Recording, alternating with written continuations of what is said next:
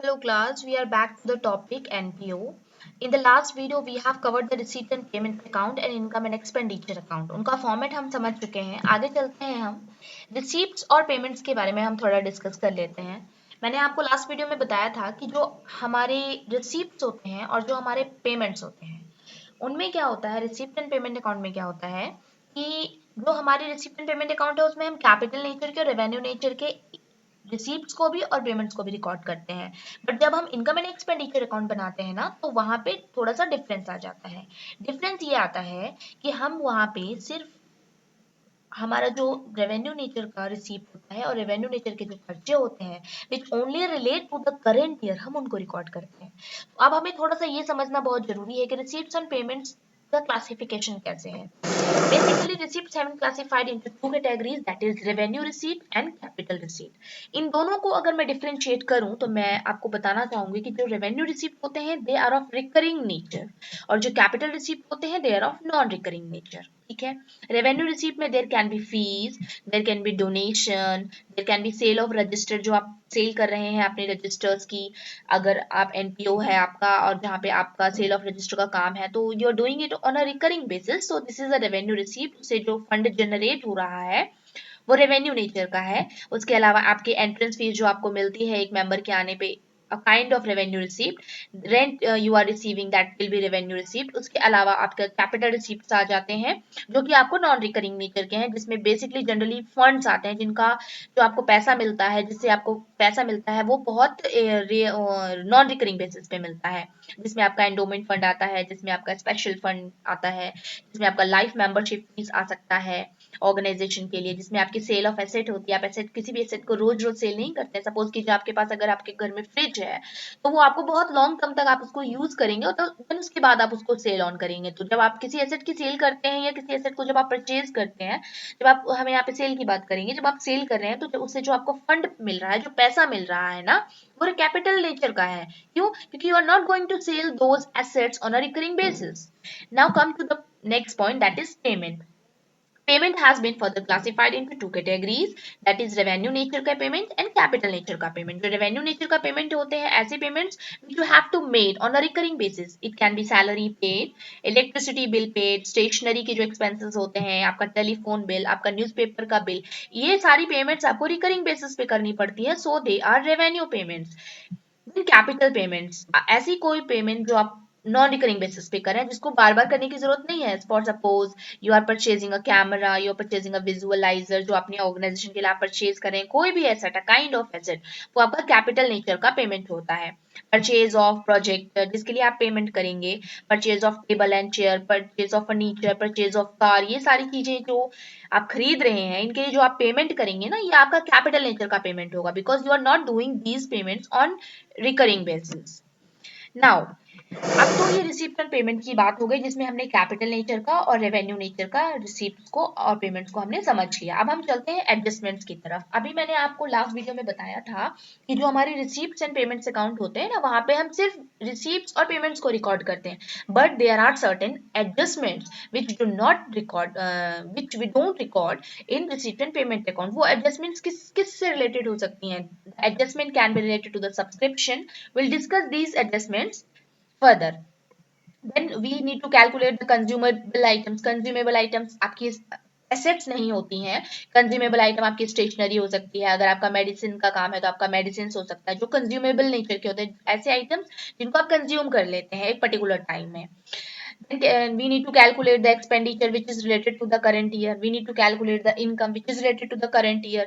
We have to make adjustment for the entrance fees, life membership fees, endowment fees is a kind of a gift received for the particular purpose, specific purpose. Then donation के लिए भी adjustment करनी पड़ती है. Legacy आता है आपका, आपका सेल ऑफ फिक्स एसेट आता है, आपका सेल ऑफ स्पोर्ट्स मटेरियल आता है, आपका सेल ऑफ न्यूज़पेपर आता है, इसके लिए आपको एडजस्टमेंट करने की जरूरत पड़ती है. अब हम चलते हैं अपने पहले एडजस्टमेंट की तरफ, subscription that very important part of the NPO, जिससे सबसे ज्यादा कॉम्प्लिकेटेड क्वेश्चन आता है. जब फुल फ्लेज क्वेश्चन आता है एनपीओ में तो उसमें सबसे ज्यादा जो प्रॉब्लम होती है स्टूडेंट्स, ये आपको ना सब्सक्रिप्शन की कैलकुलेशन करने में होती है. तो इसको थोड़ा सा समझना थोड़ा सा क्रिटिकल हो सकता है, लेकिन आप के लिए मैंने बहुत इसको इजी करने की कोशिश की है। आई होप ये आपको समझ में आएगा। सबसे पहले सब्सक्रिप्शन होता क्या है? सब्सक्रिप्शन एक मेंबरशिप फीस होती है। मेंबरशिप फीस यानी अगर आप किसी एनपीओ के मेंबर बनना चाहते हैं ना, तो you need to pay subscription to that organisation.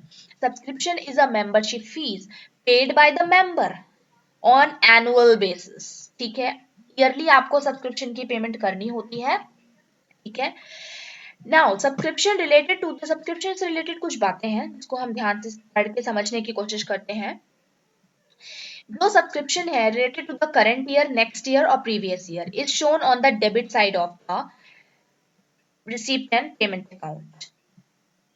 जो सब्सक्रिप्शन आपके होता है, चाहे वो करंट ईयर का सब्सक्रिप्शन है रिलेटेड, चाहे वो नेक्स्ट ईयर से रिलेटेड है, चाहे वो प्रीवियस ईयर से रिलेटेड है, वो debit side of receipt and payment account आता है। डेबिट साइड में क्यों आता है रिसिप्ट एंड पेमेंट अकाउंट के? क्योंकि रिसिप्ट एंड पेमेंट अकाउंट का जो डेबिट साइड होता है वो रिसीप्ट्स को दिखाता है, और subscription is a kind of income for the NPO, so it has to be shown on the debit side of the receipt and payment account. अब आगे चलते हैं। जो सब्सक्रिप्शन आपका करंट ईयर से रिलेटेड होता है, whether received or not, are shown on the credit side of the income and expenditure account because it is treated as an income also। तो हमने अभी पीछे ही किया है कि वीडियो में कि हमारे जो सब्सक्रिप्शन होता है, चाहे हमारा कोई भी इनकम होता है, अगर वो करंट ईयर से कंसर्न है ना, तो ही वो इनकम एक्सपेंडिचर में जाता है। ठीक है, now subscription not receive, that is subscription अगर आपका आउटस्टैंडिंग है ना, तो ये एडजस्टमेंट हो गई आपकी, तो ये कहाँ जाएगी? आपकी एसेट साइड में जाएगी, क्योंकि अगर आपको सब्सक्रिप्शन रिसीव नहीं हुआ तो definitely you are going to receive it in a future, so it will be treated as an asset for your organisation. और if there is any subscription which has been received in advance, which you have received in advance, already आपको मिल चुका है किसी particular period of time के लिए subscription advance में, तो that will be treated as a liability and shown on the liability side of the balance sheet.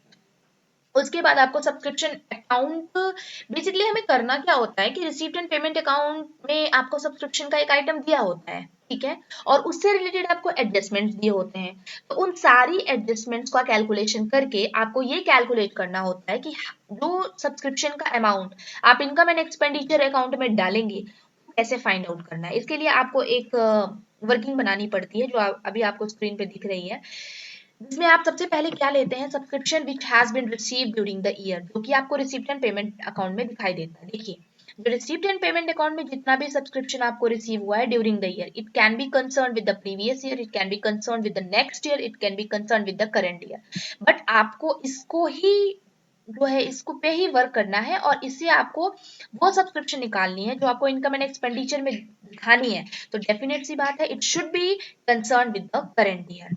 Now यहाँ पे हमने सब्सक्रिप्शन जो हमने साल में रिसीव किया है उसको हमने शो किया, जो हमने रिसीप्ट एंड पेमेंट अकाउंट में दिख रहा था हमें। देन जो हमारा आउटस्टैंडिंग सब्सक्रिप्शन है, यानी subscription which we had not received during the year, closing का जो आउटस्टैंडिंग है। देखिए, एक बात समझने की कोशिश करेंगे, जब आप एडजस्टमेंट क्वेश्चंस करेंगे ना, तो आपको देखने को मिलेगा कि आपको ना ओपनिंग का आउटस्टैंडिंग भी देगा सब्सक्रिप्शन का, और क्लोजिंग का भी देगा। तो आपको ये बात समझने की जरूरत है कि जब मेरा फाइनेंशियल ईयर स्टार्ट हुआ 1 अप्रैल को, सपोज करिए 1 अप्रैल 2020 को, जो मेरा आउटस्टैंडिंग सब्सक्रिप्शन होगा ना, वो मेरा 2020-21 वाले ईयर से कंसर्न नहीं होगा, वो मेरा किस ईयर से रिलेटेड होगा? डेफिनेटली वो मेरे पीछे वाले फाइनेंशियल ईयर से रिलेटेड होगा।